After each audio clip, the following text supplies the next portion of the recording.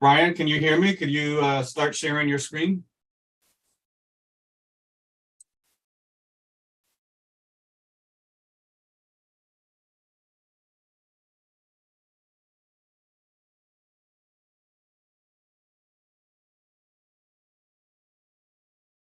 Brian, you are the first speaker.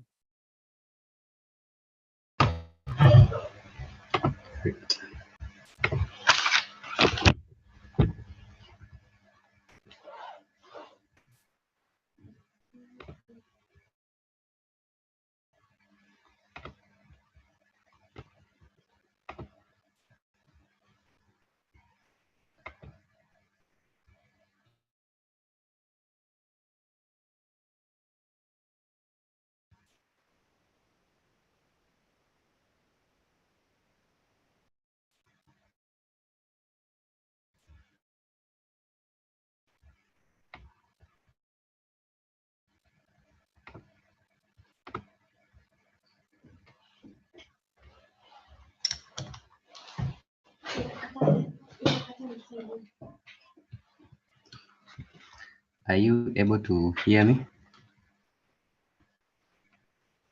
Yes, we can hear you. Okay, should I wait for 11 or I should start? This meeting is being recorded. You can wait for another 3 minutes. All right. The recording has stopped.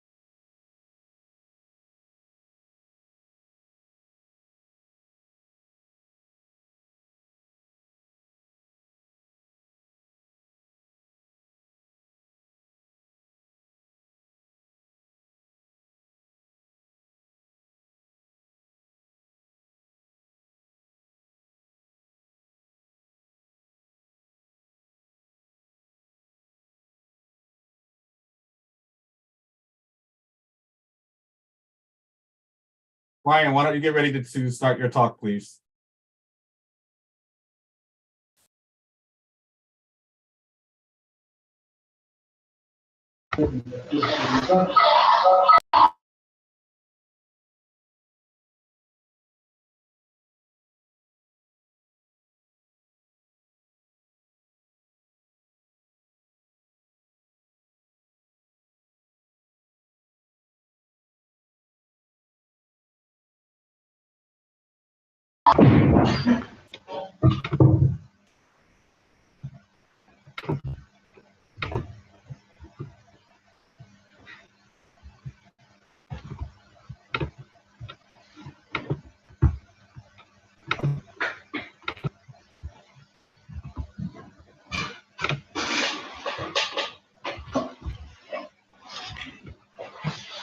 Okay, I think I can begin. Are Yes, you go able ahead. to? You can hear me? Yes, we can hear you. All right. Thank you everyone for finding time to attend this event.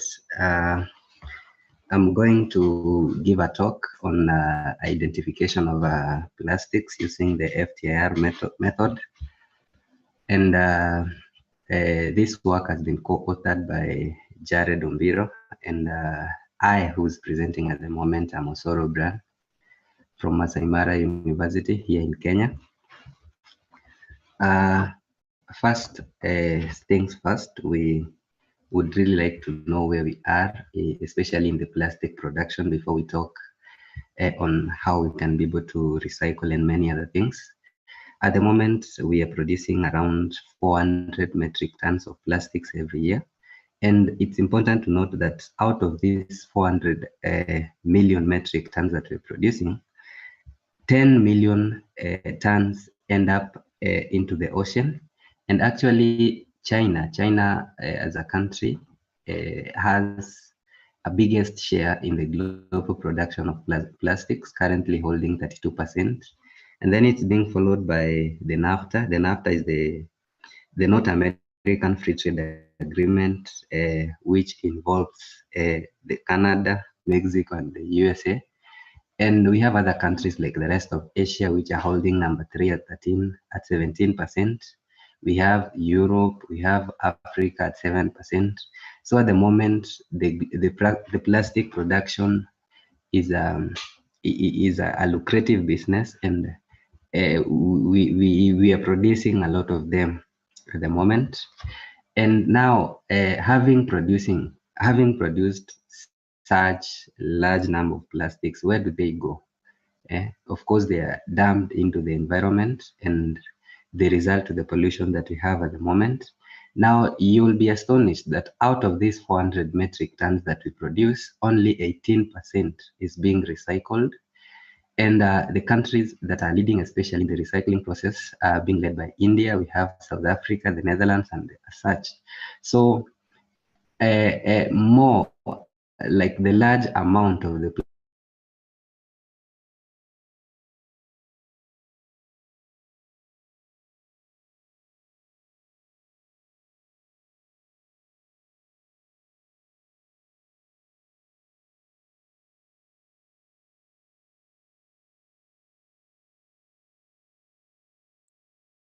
Did we lose Brian?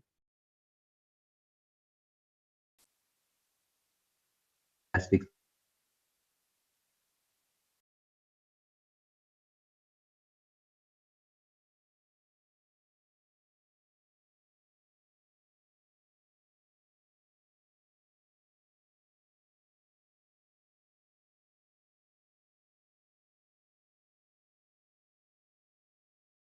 that we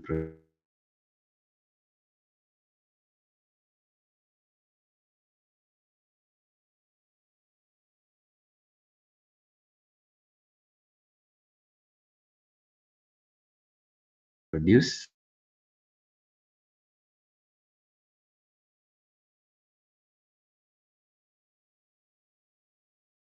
are not recycled, and they are left. When we continue the statistics, we realize that the recycled plastic being followed by high density recycled polymer is polymer, and that storage, that simply means that it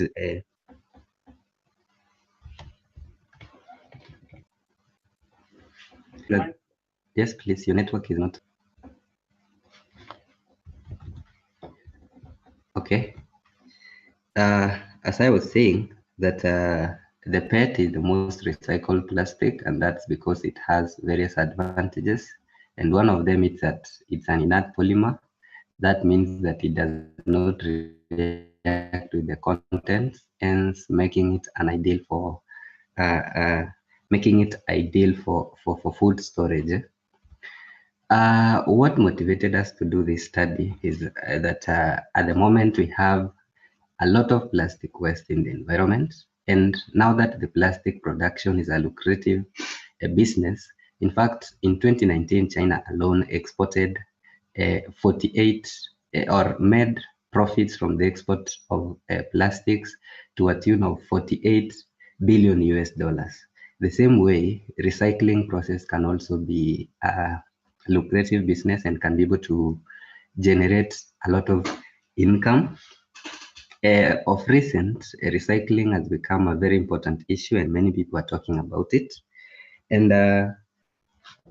we know that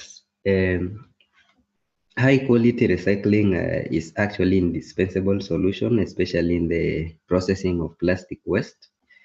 Recycling is actually of benefit to the environment, as the new goods are replaced by the recycled goods. And this will actually reduce the demand for raw materials. They require less energy for processing, and it reduces the quantity of plastics in the landfill.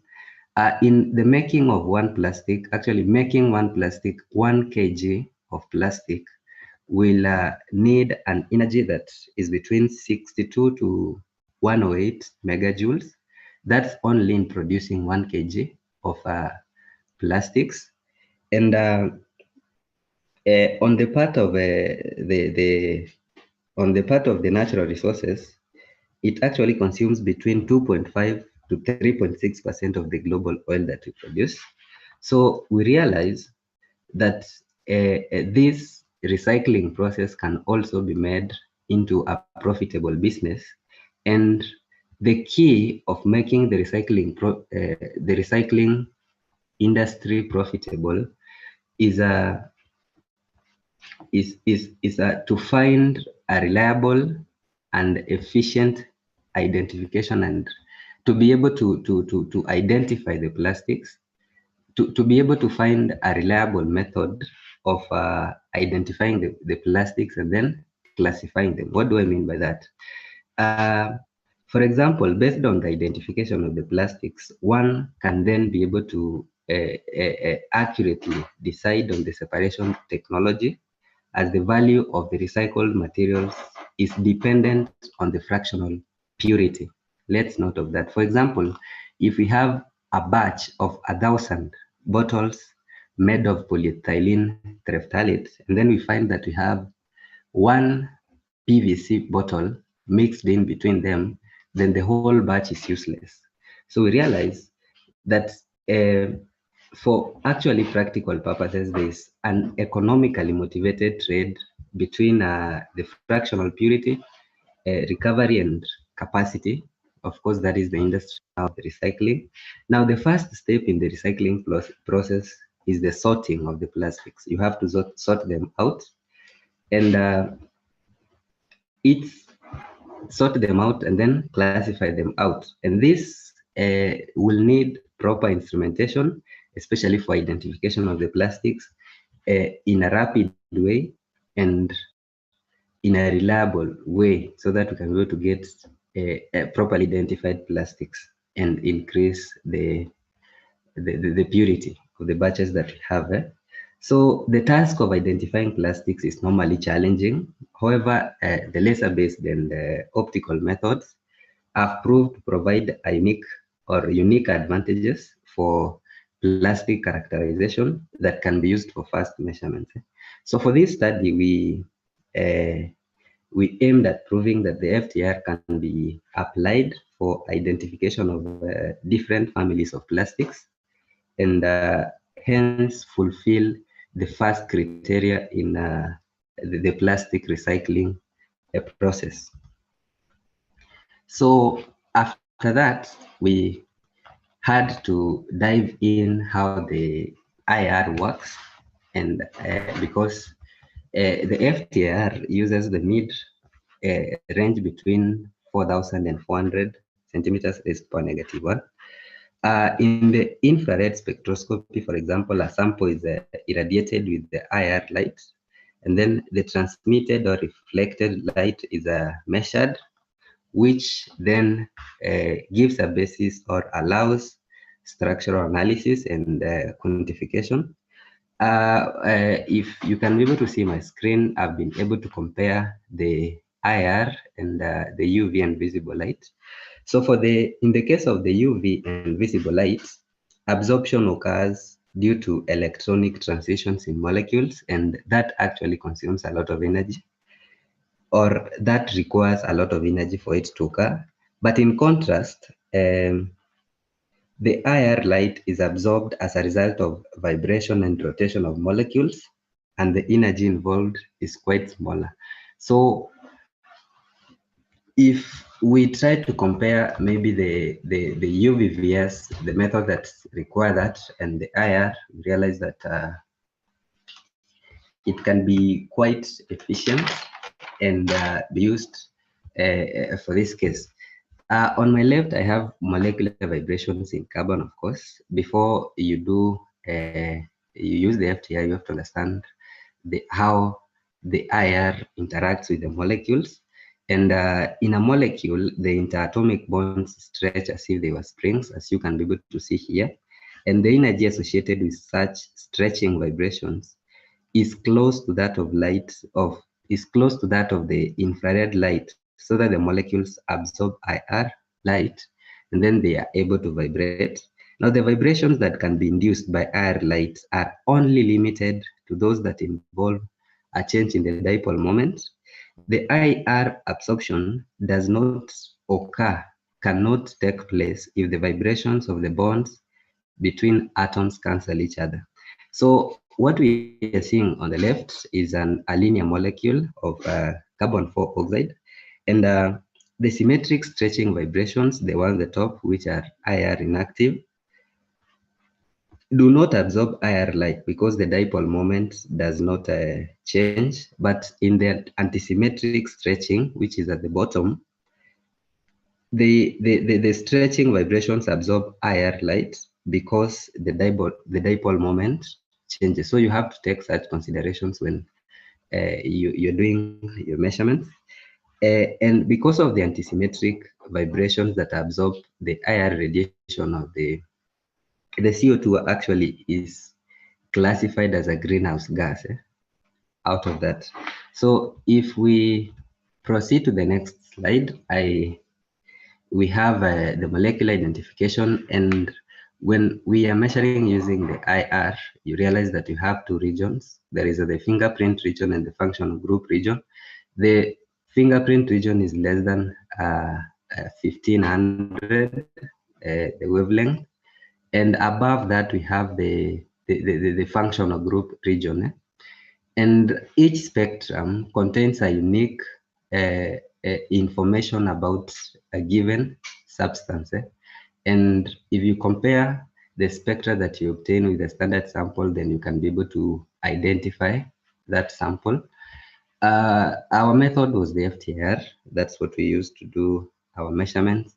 Of course, after calibration of the instrument and preparation of the samples, we had to place them at the sample holder and then direct an IR radiation onto them and measure what is getting out or what is being transmitted.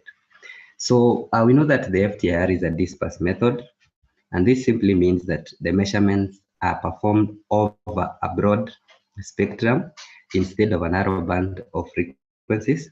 The IR beam passes through the interferometer, which is a combination of the beam splitter that we are seeing here, the moving mirror, and the fixed mirror. And the interferometer now separates the spectral components of the beam in time. So the beam that passes through the solid sample that we placed at that point is then recorded, and the detector is then recorded by the detector. Now, after being recorded, what is being recorded, we refer to it as an interferogram. And it consists actually of the detected signal as a function of time. So the corresponding transmission signal was then obtained from the time frequency domain of the interferogram using the Fourier transform method. So we had, first of all, we had to calibrate our system. We had the samples that we picked randomly throughout the university. And the samples were cut into pieces that were measuring 5 times 5 millimeters for the sake of fitting into the sample holder. And then after carrying out the due processes, then we had the following results for the samples that we had. So before identification of the sample, we had first to count the number of bands, which is the first step in trying to identify your sample manually. And if the peaks are more than 5, then it means that what we have is a complex molecule. And for all our results that we obtain, our peaks or more than 5, which actually showed that what we were dealing with is a complex molecule, we had to compare what we had with literature that we found online. And for this sample, we had a vibratory peak, which is the double bond of carbon at 1450 and 1650. And we realized that what we obtained was in tandem or in relation or in agreement with various studies that have been done. And for example, this peak here, we were able to identify it as polyethylene.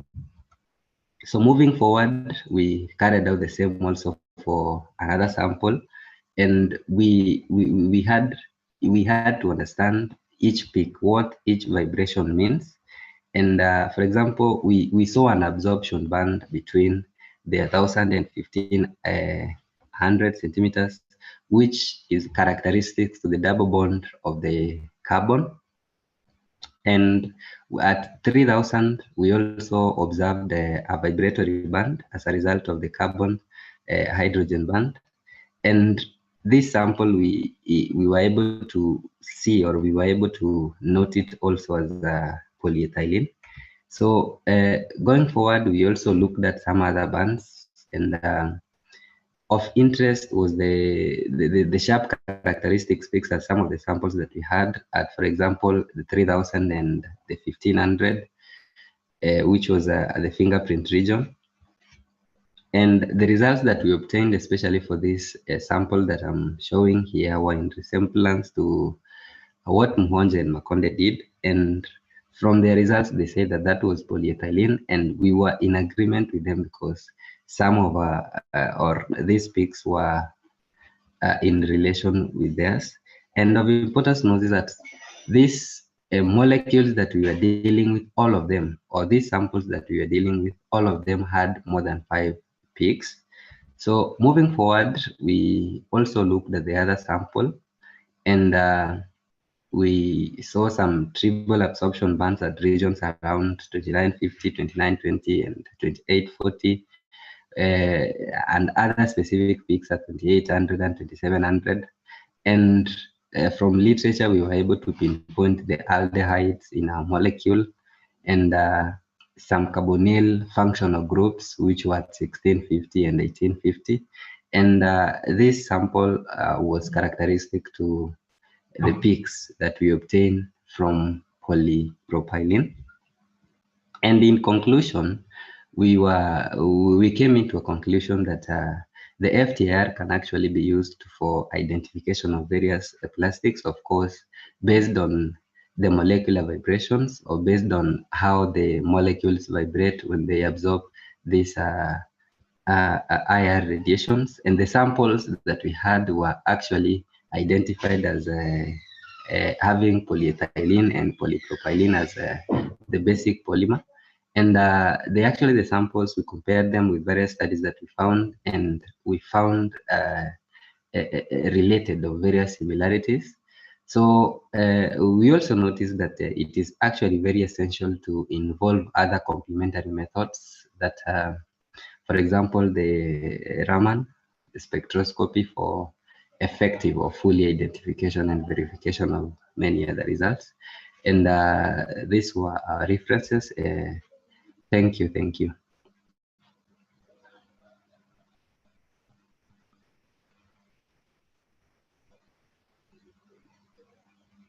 Thank you. Thank you for a very nice presentation. Is there any questions for the speaker? I do see one question in the chat. What software do you use to post-process the data? I used MATLAB to process the data that I had to draw the graphs. Yes.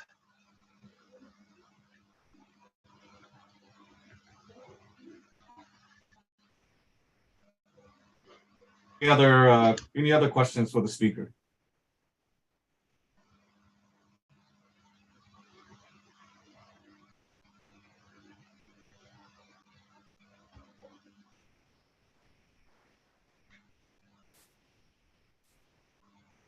Okay, hearing none, let us go under reactions and give the speaker a round of applause and some thumbs up. Thank you. And I think why don't we're sort of 10 minutes ahead of schedule, but if Alphonse, if you're here, why don't you go ahead and share your screen and you can begin your talk. The recording has stopped. Alphonse, are you here?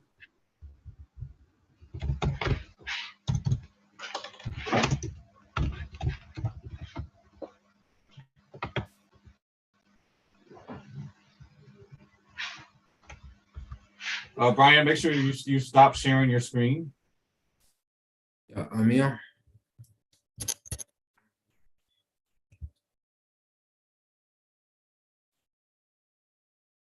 And Alphonse, I think you can bring up your presentation.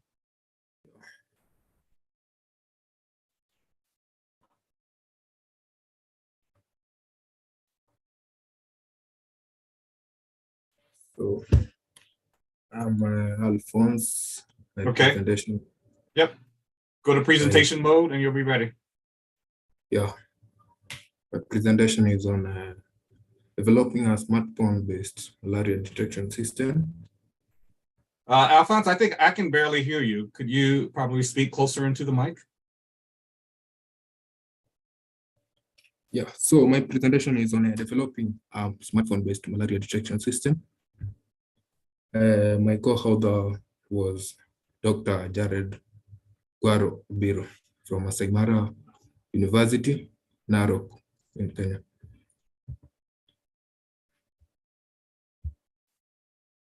So my agenda will be on motivation all the way to conclusion. And to start on my motivation, the increasing spread of malaria has led to a high demand for the establishment and development of detection gadgets.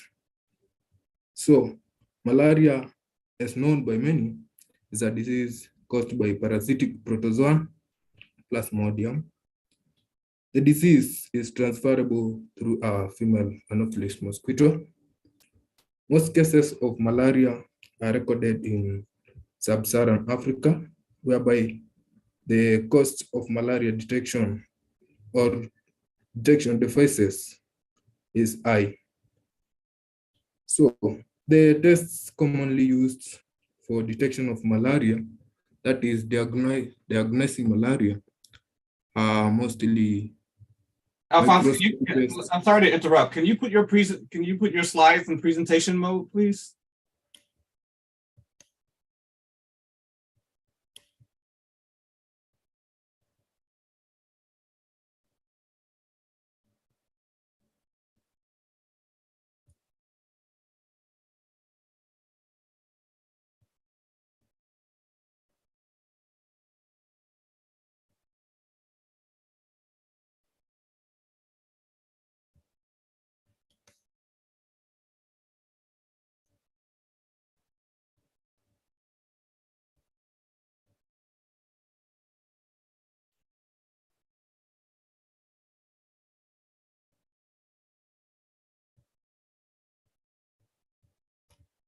So it's fine.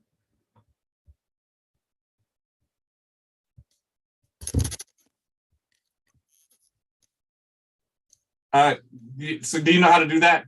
So there's a little icon in the bottom right next to the slide bar that looks like a little screen down at the very bottom. Yeah. A little bit to the right.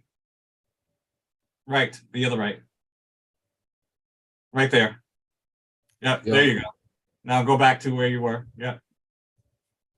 So I was at the motivation stage. So malaria, as you know, most cases are recorded in sub-Saharan Africa, where the cost of malaria detection devices is high.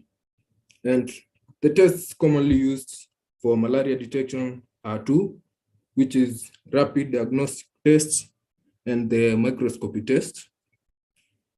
Of course, rapid diagnostic test is quite expensive, and the test is the most accurate of all, with 97.5% accuracy, and microscopy test comes second with 93.5% accuracy.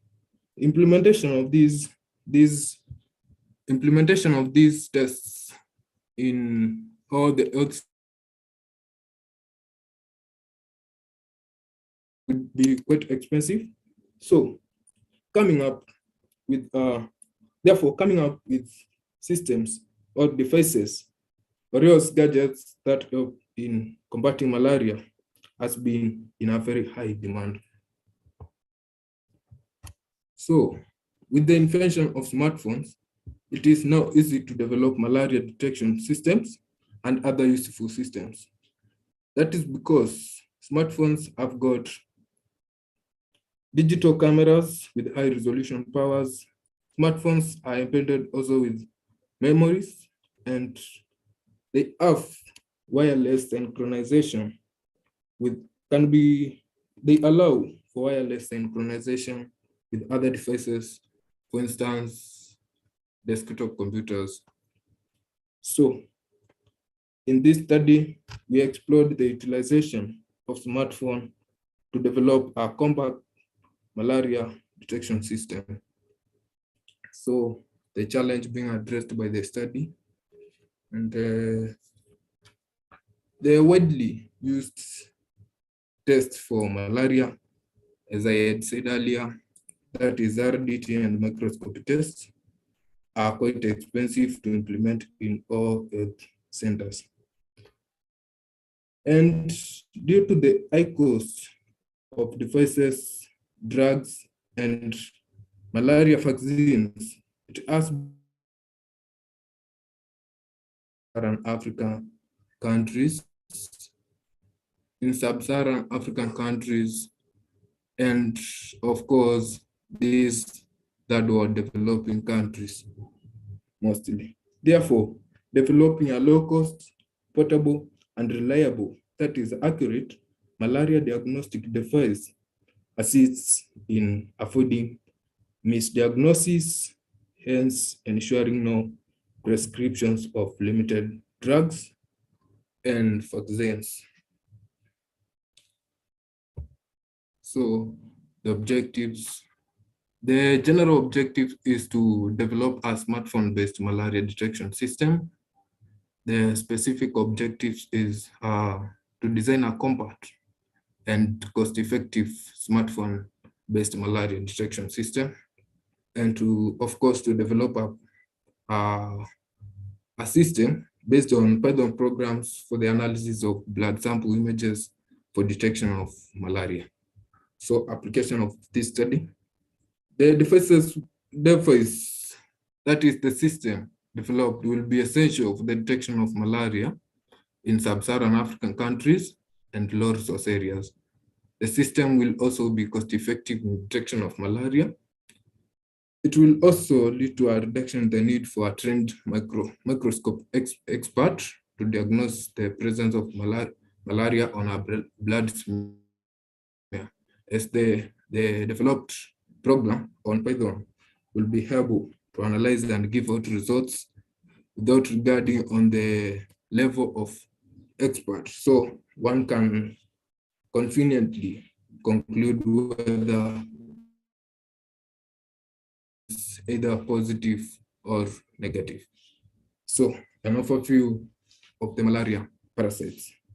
As I had previously said, malaria is a disease caused by parasitic protozoan Plasmodium, and there are 4 major parasites which causes malaria, that are Plasmodium falciparum, Plasmodium malaise, Plasmodium ofel, Plasmodium, and Plasmodium fifax, that is.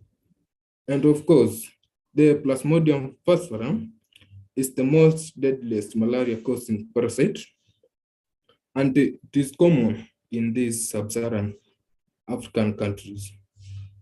So, thanks to the WHO research, that is the World Health Organization research, which has shown that around between 300 and 500 million cases are recorded yearly, whereby above 1 million people die from malaria yearly.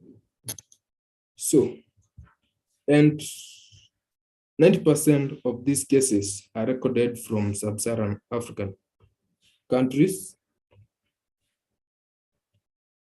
Therefore, these deaths costs Africans gross domestic product.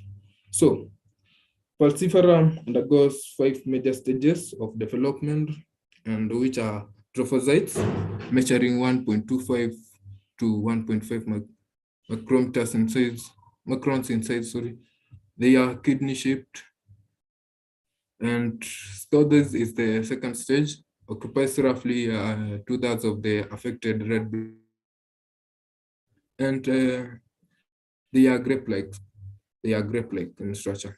And the third stage is gametocytes. They are banana-shaped and measure 7 to 14 microns.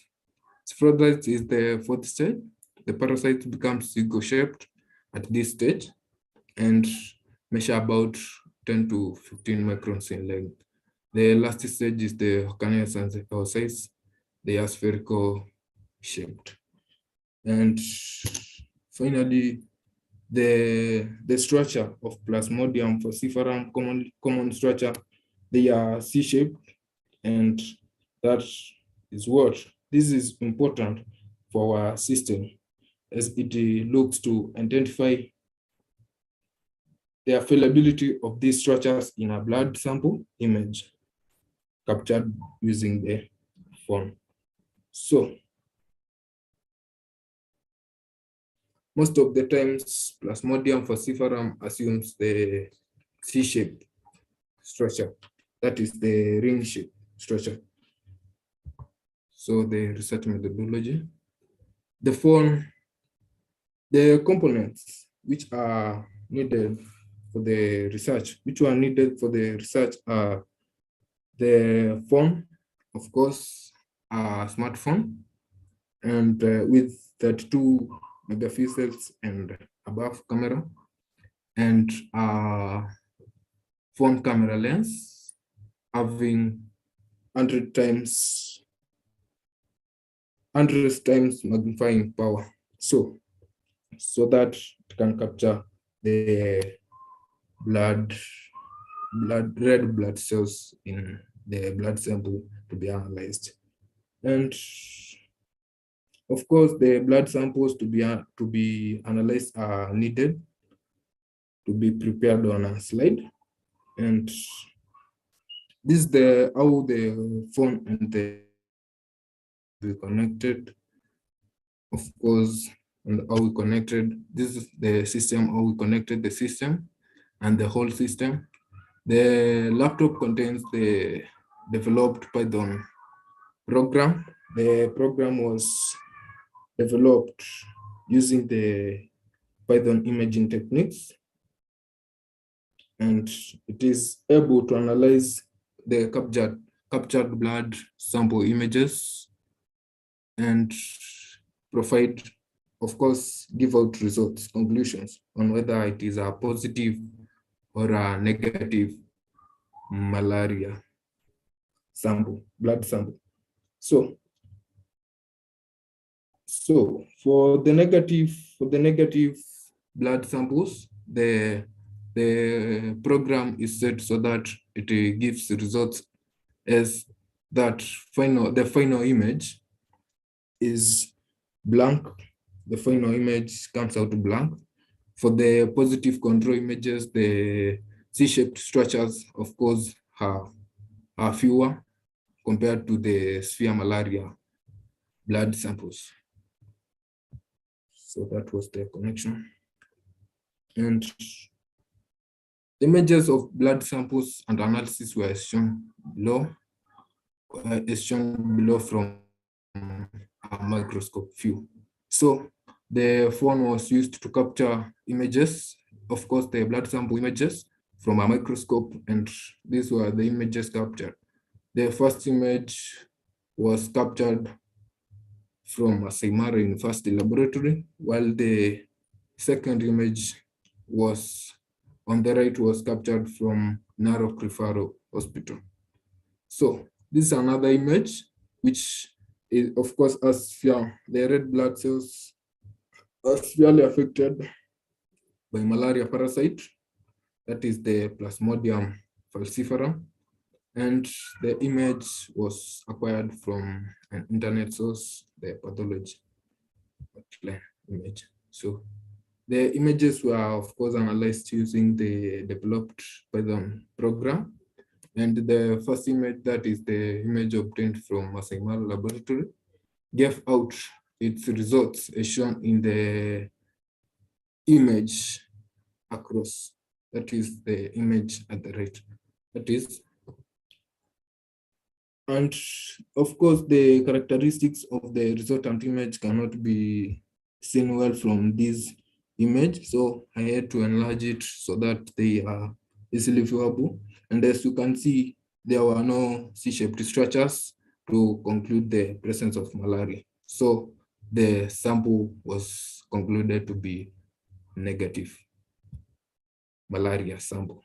And the second image was captured from Narok Referral Hospital, and it was analyzed. It was, of course, a positive control malaria sample, according to the conclusions from the microscope. So after analysis using the Python developed program, it gave out these results, which can be viewed from this larger scope. And as you can see, there are a few C ring structures. That implies that the sample was positive.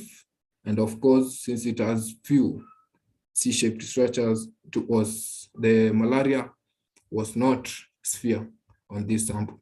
So the third image was also analyzed and gave out these results across. So the results shows that there are a lot of C-ring structures, and of course, implying or drawing the conclusion that it was a positive malaria sample, and the malaria was sphere in this sample. So we also tried to capture images using lower magnification lenses. Of course, we tried to use 5 times magnification lens, but it was not able to capture the blood cells from the glass slide, that is the prepared blood sample. So it gave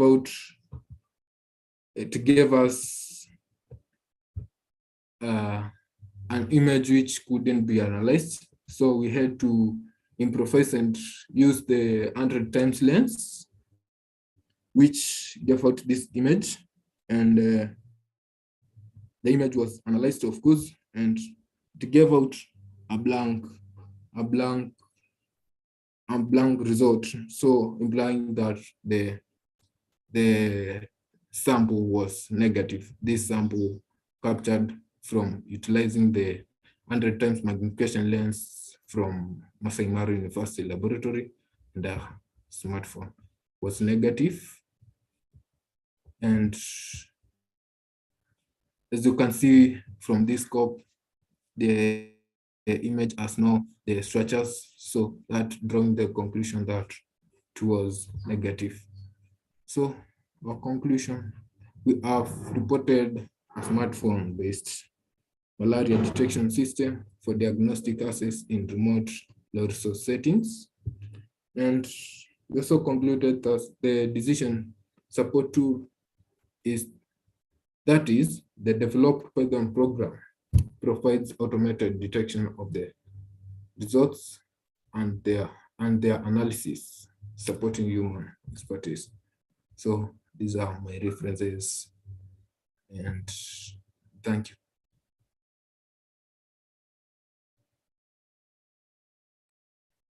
Thank you for a very nice talk.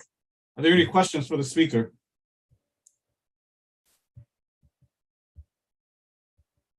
There's one in the chat. It says, could the analysis program be ported to run on an Android? Yeah, so we are trying to come up with a mobile app which will employ this program, so that the smartphone-based detection system is now fully observed. Thank you.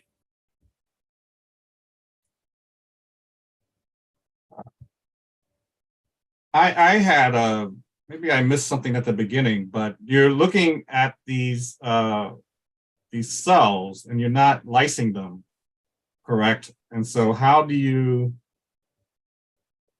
know it's malaria, basically? I mean, it could be any number of other things, right? So we conclude that it's malaria because Plasmodium falciparum, which we had specifically got to form as structures which are C-shaped structures. So in presence of C-shaped structures in a blood sample, we concluded that there is malaria on the blood sample. Okay. Yeah.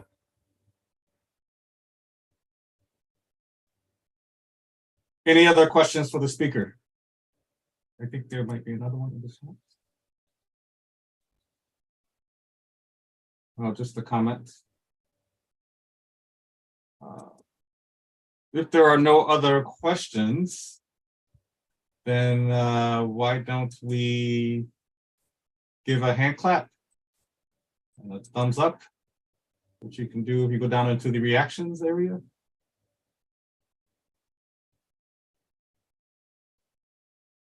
And Alphonse, if you stop sharing your screen, we could move on to the next speaker. Thank you. Thank you.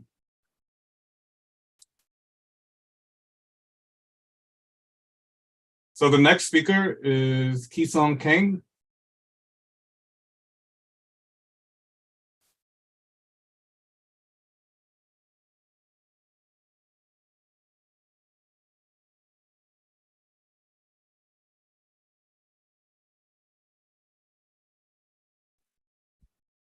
Yes, Ki-Sung, we can see your screen and we see your presentation. Thank you. Okay, do you hear me?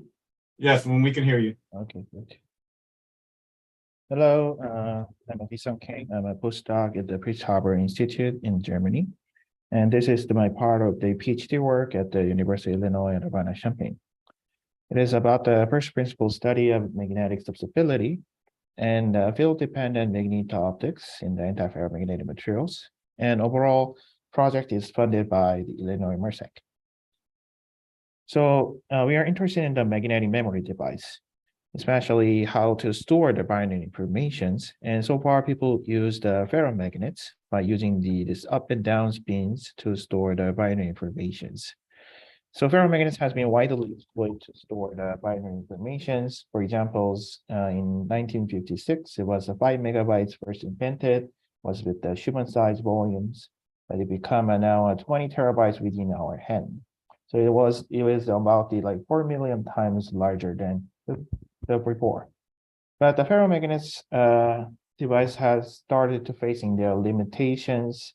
For example, the operating speed is limited by the gigahertz, and the data compactness is limited by the stray field. So we start to find the other materials to store the binary information, which can overcome this kind of the problems. So data storage is like a book, so we need to find a way to write and readings. And in 2016, electrical switching of antiferromagnets was first demonstrated. And for the antiferromagnets, it has a up and down spin simultaneously. So we can store, so now we have to use the 90-degree rotational difference to store the binary information. And the antiferromagnets can be the alternative for the magnetic memory device. Especially antiferromagnets can show a superior performance in terms of the stray field. Ferromagnets, due to the net magnetization, it creates a stray field outside of the materials, so which can affect the nearby materials. So this critically affects the data compactness in the magnetic memory device. But the antiferromagnets, due to the absence of the net magnetization, there is no stray field outside the materials, so we can store the data more compactly. And in addition, in terms of the spin dynamics, ferromagnets limited to the gigahertz speed, but antiferromagnets is a 1 order faster, so it becomes a terahertz speed due to the small magnetic susceptibility, which means the robust magnetic structure. Related to the robustness of the structure is also against the external magnetic field. Ferromagnets, it is very sensitive to the external magnetic field, so it can be easily manipulate the magnetic structure by changing the net magnetization. Changing by the external magnetic field. For the antiferromagnets, its up and down spins is pretty robust to external magnetic field. So it is not easy to manipulate it. But for the ferromagnet's case, it is sensitive. So once we store the binary informations, it can be easily affected by the other nearby magnets. For example, magnetic strip on the critical card can be easily erased by the bar magnets in nearby. But for the antiferromagnets, once we can store the binary information, then it is very robust. So we can stably save our data from that. So that's why antiferromagnets are have attracted the older people's attention. But the overarching problem of the antiferromagnetic study is actually how to visualize the structures and quantify the properties. So when we assume that when we expose the external magnetic field on the antiferromagnets, then it is not easy to visualize the atomistic scale change of the magnetic structure because their signal is very small and due to the absence of net magnetization. And also their signals is small, so it is not easy to quantify their properties too. So in this study, we developed a new method to visualize the atomistic scales, magnetic structural change in terms of the external magnetic field. And then we using that method to quantify the magnetic susceptibility and field dependent properties of antiferromagnets. So this external magnetic field is one of the popular stimulation to manipulate the magnetic structures. And especially when we have a very strong enough magnetic field, then we can actually control the antiferromagnets too. So if we have a very strong field, then the antiferromagnetic orders wanted to be perpendicular to the external magnetic field orientations. So by changing the field directions, we can control the magnetic orders to study the anisotropic property of materials. So to understand this kind of behavior, magnetic susceptibility is actually a key quantity which can explain the how much materials will be magnetized in the applied magnetic field. And it can provide the information of the exchange interactions. For example, we can estimate the nil temperature by measure the temperature-dependent magnetic susceptibility. But it has been barely investigated in the computational research, for example, in terms of the density function theory method. So our goal was to investigate the response of antiferromagnets under the external magnetic field. So there are two objectives. First one is to quantify the magnetic susceptibility. So we developed a new method using the density function theory method, and then this method also naturally can visualize the magnetic structural change under the external magnetic field. Next object is by using this structure, we can predict the field-dependent properties. And here, as an examples, we choose the polar magneto-optical Chi effect. So now I wanted to discuss the theory part of our new method. So, the key part is we need to understand how the magnetic structure behave under the extramagnetic field. So here shows that one of the simplest antiferromagnets, and it is the L10 type manganese platinum, and it has up and down spin. And this site is actually symmetrically connected, so there's only one magnetic site in these structures. And then when we expose the extramagnetic field, and these moments start to tilt it towards the field direction. So by using this tilting behavior, we wanted to calculate, find a way to quantify the magnetic susceptibility.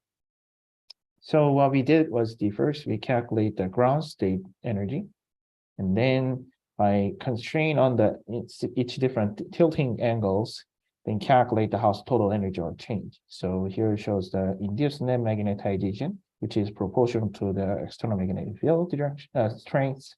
And this is the total energy change. So this total energy was here, ground state one. And then when we tilt it, then it goes up like quadratically. But this quantities data are discretized. So what we wanted to get is actually the continuous energy curve. So I fitted the quadratic equations so we can get a continuous energy curve. And then by adding the Zeeman energy terms, then now we can add in the effect of the external magnetic field. So here the field stabilized this tilted magnetic structure. So all the energy curves are actually decreased.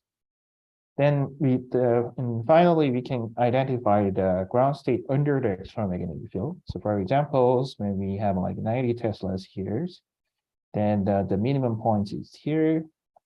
So we can conclude that the induced net magnetization is around the 0.24-ish.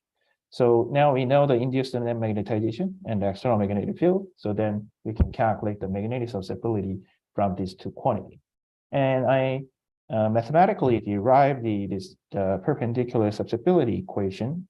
Then I can conclude that this perpendicular susceptibility is actually connect to the curvature of this total energy curve. It's inversely connected to. So it means that we don't really need to calculate this kind of energy curve with the external magnetic field. The thing only we need to calculate is actually the total energy change with the tilting moments. Then we will get this perpendicular susceptibility of antiferromagnets. And this method can be extended to the antiferromagnets with the multiple magnetic sites. So for example, when we have two different sites, then these tilting angles can be two different angles. So each site have a different tilting angles. In that case, we can construct a total energy surface as a function of the two different angles. And then we identify the lowest curvature curve. Then we can calculate the magnetic susceptibility using the same procedure. Then we will get the perpendicular susceptibility is actually connect to the lowest energy curvature of this energy surface. So here is the result of our new method. So we investigated 8 different materials, 6 collinear metallic antiferromagnets, 1 non-collinear metallic antiferromagnets, 1 collinear insulating antiferromagnets. So all different types of antiferromagnets.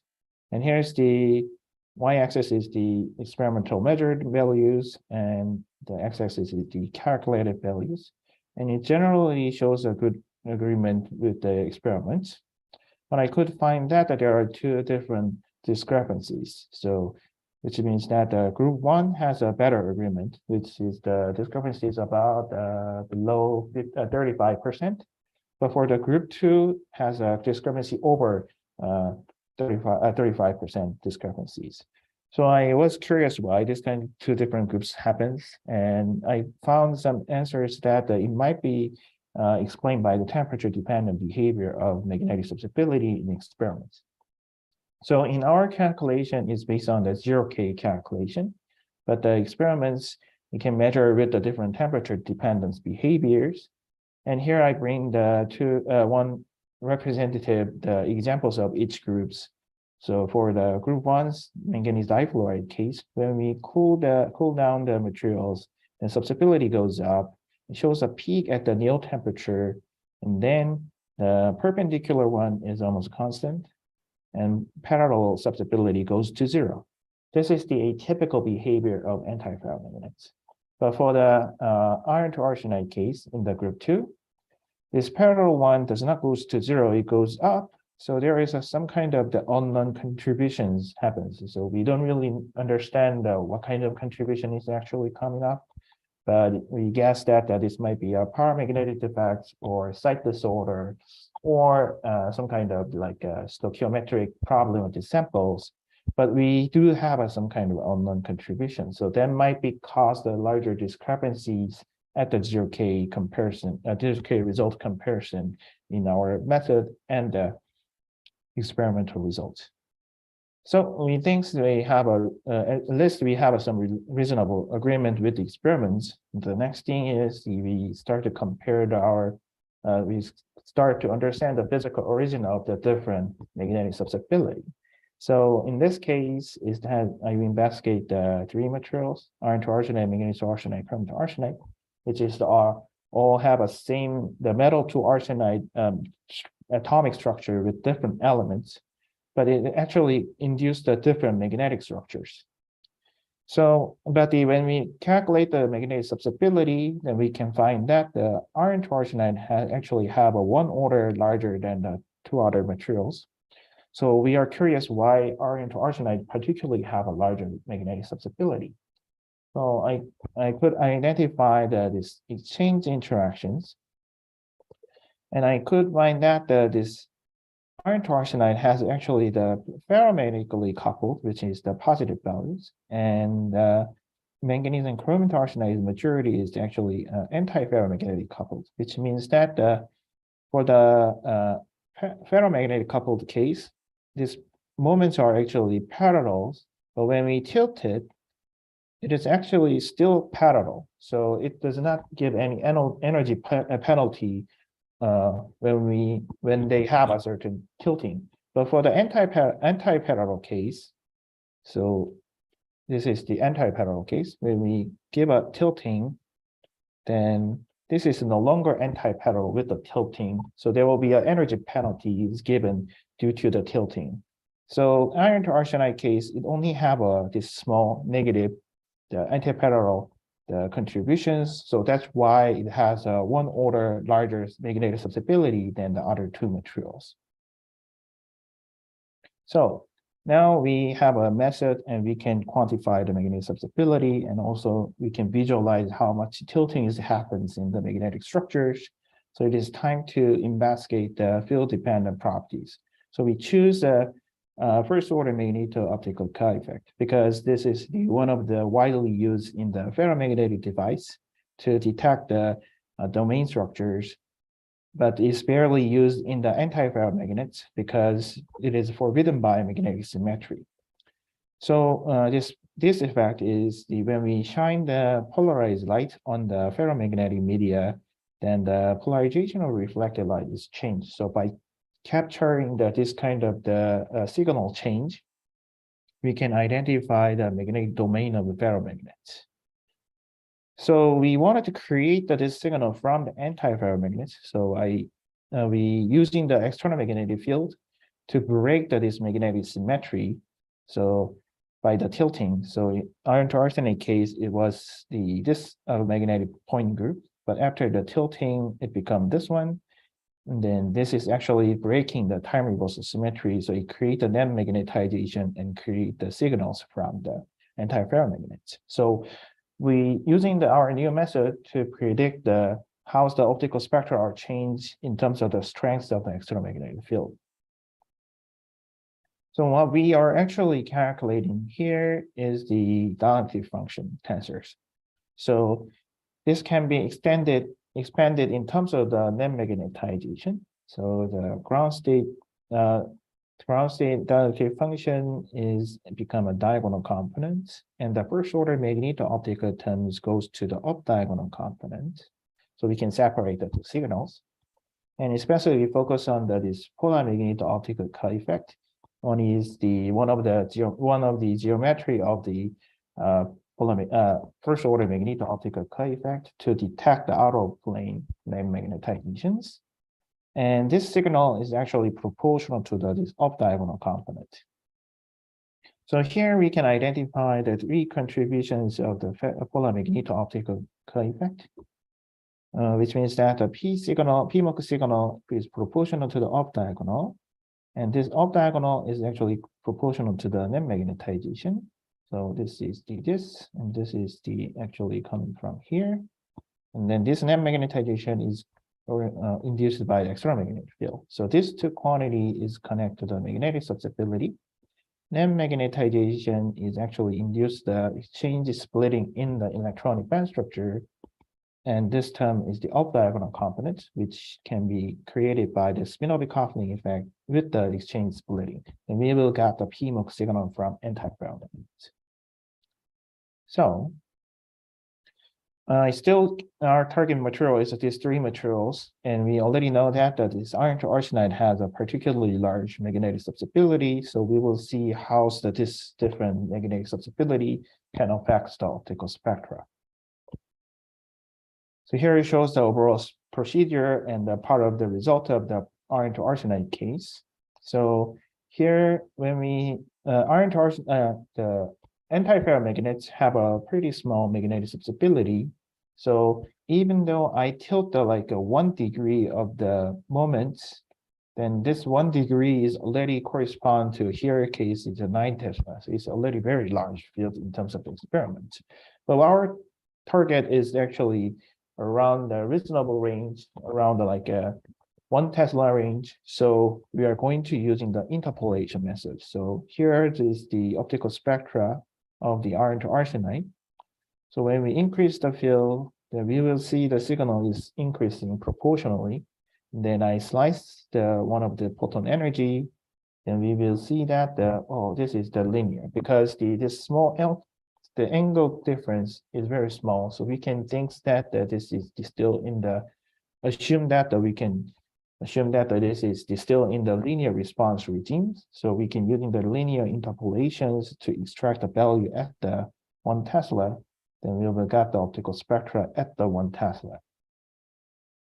So this is the whole result of our calculations. So we can find that the chromium and manganese to arsenide has somewhat similar values, but the iron to arsenide has a 1 order larger values than the other two. So we can conclude that these two, the magnetic susceptibility and PMOC signals, have a very similar the change. These two quantity have relations to each other. This is because when we induce put a given strength of the external magnetic field, then the iron to arsenide have a particularly large magnetic susceptibility, so it can have a larger induced magnetic magnetization, so it can have a larger signals from the iron to arsenide. And I wanted to note that this signal is still very small, like a few microradians. So it is almost like a lower limit of close to the lower limit of the lower limit of the resolution in the PMOC facilities. So our results can guide the experimentalists to choose the wavelengths to maximize the signals to detect this kind of the PMOC response from the antiferromagnets. And in terms of the shape of the optical spectra, you can find that this rotational signals is large below the 4 electron volt and becomes small like this. And the electricity is small and become large. But the chromium to arsenide case, it has a different behavior. So it has a 2 bump. So I'm curious why this kind of signals are actually coming out from the chromium to arsenide. And I will explain this in the later. So let's first just understand the physical origin of the PMOC signal generation in our calculations. So what caused this kind of the optical spectra change?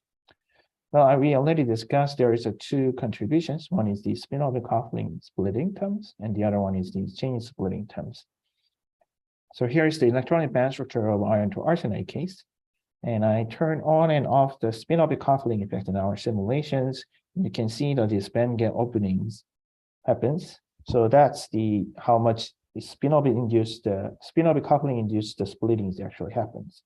And the right figure shows when I change the tilting angles, which means to create the net magnetizations, then the degenerate band is now become a splitted.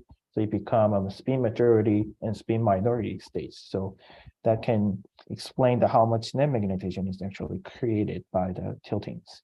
And I could quantify that these two splitting terms and plot it in here. So this is the induced net magnetization, which is proportional to the strength of the external magnetic field. And this is the splitting energy. And for the spin-orbit coupling terms, these three materials almost not change. But for the exchange splitting terms are all proportional to the strength of the external magnetic field. So we can conclude that the field dependence of the optical spectra is actually connected to the change of the exchange splitting terms. Especially at the ground state, there's no exchange splitting, so that's why we didn't get any signals from that. But after that, it shows a linear response, and exchange splitting terms also shows a linear response. So we can explain that all the signals actually originate from the exchange splitting term with the existence of the small amount of the spin-orbit coupling. So lastly, I investigate why this chromium to arsenide have this weird peak of the have the high photon energies. So I divided the three contributions in our PMOC signal in terms of the valence electrons in the SPD orbitals. And I can identify that the chromium to arsenide have a particularly interesting p orbital electron contribution in the high energy, which is absent in the other two materials.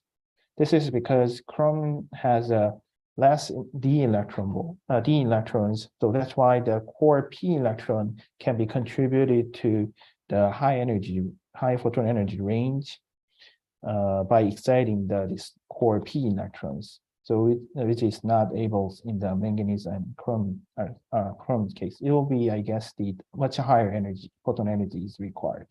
So that's why chromium to arsenide has these two bump signals here.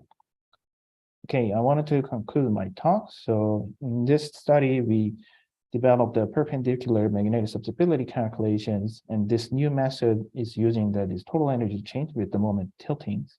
And it generally shows a good agreement with the experimental values, but still need some further study of the site disorder defects and thermal effects. And we could visualize the magnetic structural change under the field, and by using that to quantify these magnetic field dependent properties of antiferromagnets. And here we find some generation of the PMOC signals from the antiferromagnets under the external magnetic field. And this can be explained by the symmetric breaking by the magnetic field. So that's all for today, and thank you for your attention.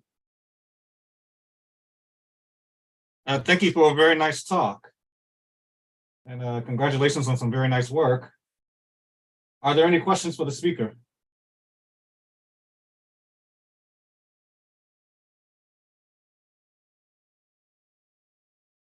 I have a couple of questions, if I may. If there are no other questions, there's one in the chat, wants to know what software did you use for the simulations? I imagine that's for your DFT, right? Yeah, here's the DFT level calculation. Especially, we use the BASIC to calculate the result, and all the post-processing is just the house scripting. Yeah. Okay. Regarding the thermal effects, do you think there's a dynamic effect of like spin boson coupling or spin orbit coupling so that as the stereochemistry sort of changes, as you increase the temperature, the lattice relaxes or flexes or whatever? So in SimSD, when I discussed with my experimental colleague, they tried to anneal the materials in this to stabilize the structures. So structure change is not that expected, but there might be some kind of like defect creations during the sample synthesis. Those kind of things might create the like paramagnetic defects or another lattice distortions. Things can happen. So that might be one of the reasons. So yeah, we don't really understand why these kind of the signals are coming out. So further studies might be needed. Yeah. How would you use NMR to sort of look at what might be happening? Yeah, that might be a good approach. Yeah, we think the NMR or the neutron scattering might be a good way to investigate that is kind of the problem, I think. Very nice. And so this was your graduate thesis work. Are you continuing this work in Germany? A little bit different. In this case, we studied the magnetic polarizations, and my postdoc work is the more or less related to the electrical polarization work. So slightly different topics. Yeah. Okay. All right. Any other questions for the speaker? The one audience member asked for you to put your email address in the chat. Oh yeah, sure. All right. I will do that. And there seems to be a hand up. Is that Sandra? Go ahead. Yes, thank you. And thank you for your nice presentation. My question is related to the high values of the magnetic field you are using in your calculations. And those values are not practical if you have to compare your theoretical work to experimental work. Shouldn't you use a range of practical magnetic fields? Yeah, so this magnetic susceptibility is very small in this case. So even though we tilted like a 1 degree in our calculation, it is already corresponds to the 9 Tesla. It's already very large, as you said. So, but this calculation is still in the linear response regime. So we believe that this kind of linear interpolations goes back to the small external magnetic field. So we can get the signals at the 1 Tesla regime. So we think this can be reasonable to predict the small value of the external magnetic field to quantify the magnetic susceptibilities. Yeah. Okay, thank you. Yeah, that linear relationship is it's very important because you can do that kind of interpolation. Yes. Okay, thank you. Thank you. Okay, well, let's give the speaker again another round of applause and a thumbs up. And if the next speaker is here, which I did see.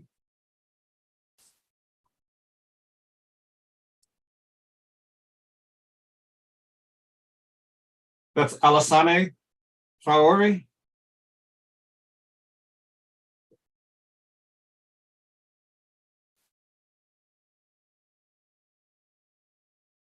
I thought I did see the next speaker here. I did.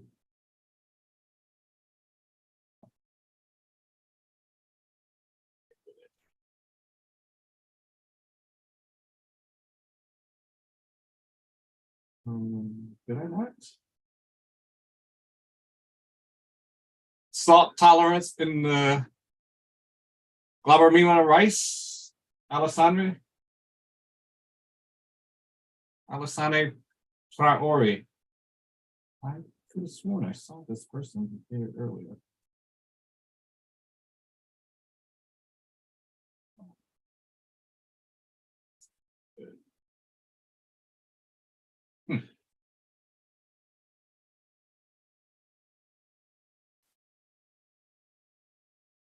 Okay.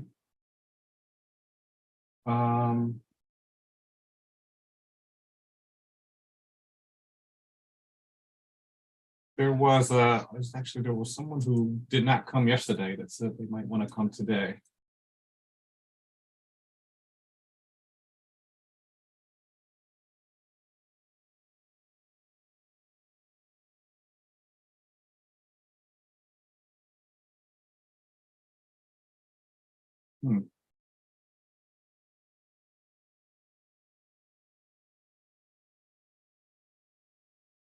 Then I think,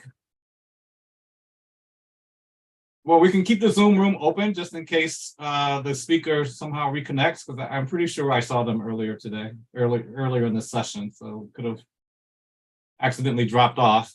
And so we do have still time. We're actually 45 minutes ahead of schedule. Or yeah. I mean, if they were to start now, we'd be 15 minutes ahead of schedule, I guess. So why don't we just hold tight?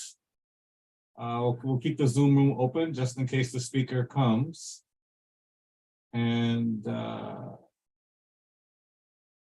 don't know. I see Kuda, you're here, and Jihan, you're here. If you see the speaker, Alasami, appear in the gallery? No, I don't see him, Lawrence. Okay, well, I'm gonna just keep the Zoom room open, and I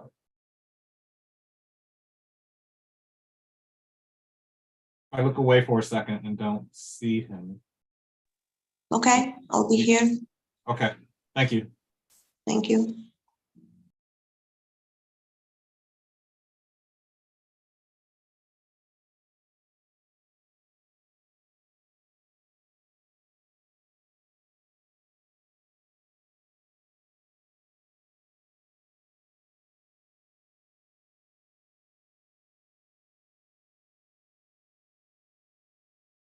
And if you have any additional questions for the other speakers, I think at least one of them is still here.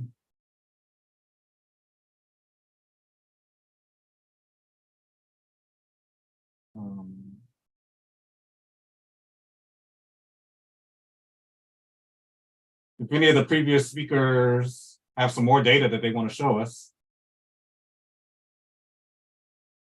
or just want to lead us in this discussion as to what's next in terms of their work.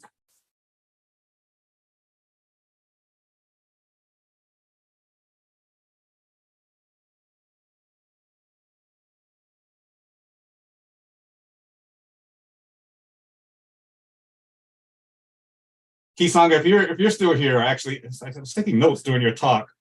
Yeah, I'm here. So, what would you expect to see if you were able to put your samples and do this experiment in a high magnetic field, like take it to some place like down in Florida? We also think about some collaboration Florida pupils, but we haven't. But if we have a very strong enough field, anti-ferromagnets can still be in the linear response regime, I think, because the tilting is very small.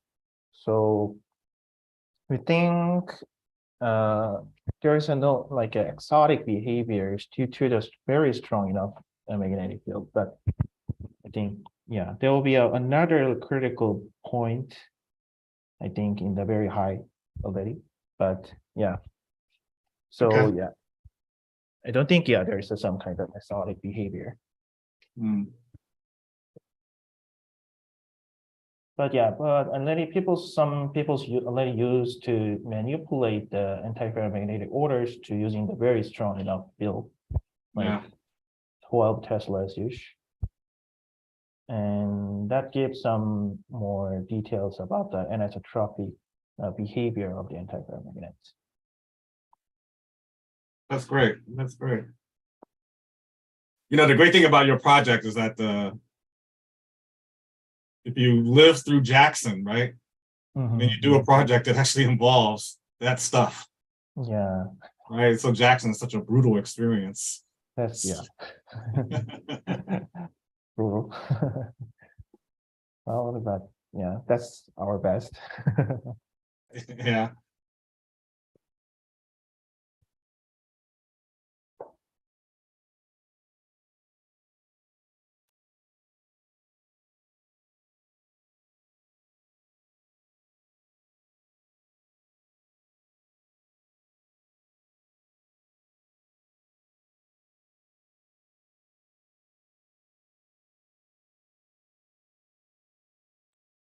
There were a couple of people who missed their time slot on Wednesday. I said I would try to accommodate them today. I don't see any of them either.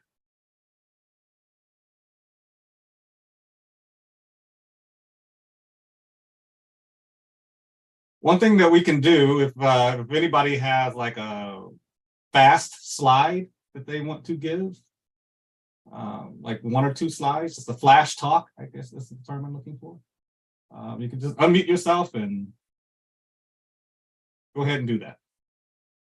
You can it's probably faster to put the slide, if you have a link to it in the chat, or I think you can try to share your screen and put up your one slide, maybe your result slide. Maybe the one that has the reference to it, the citation of whatever article you published on the work. There's a question in the chat window, Lawrence. Okay. Oh, Okay, so yeah, that's a question for you. I don't know the NW chem, but you might can use the Quantum Espresso. That's the open source, so we can really download from their webpage, I think, and they have all functions I used in the past actually. So I will type the name of the code in the chat. Yeah.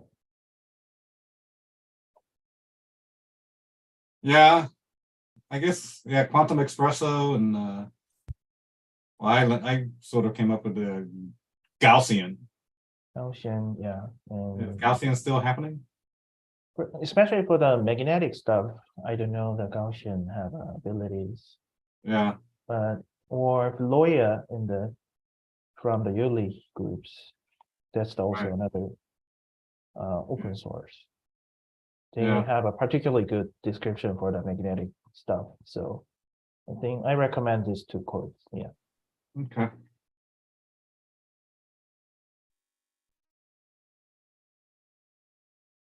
Where did you say you were a postdoc where now? Fish Harbor Institute. Oh, great. Yeah. So I'm very familiar with Illinois. I went to Northwestern, so I come down to Urbana quite a bit. Very nice. I was in biophysics groups. Very nice. Mhm. I went to Northwestern once. Yeah. Yeah. Just for the sightseeing though. Uh-huh. Let's see.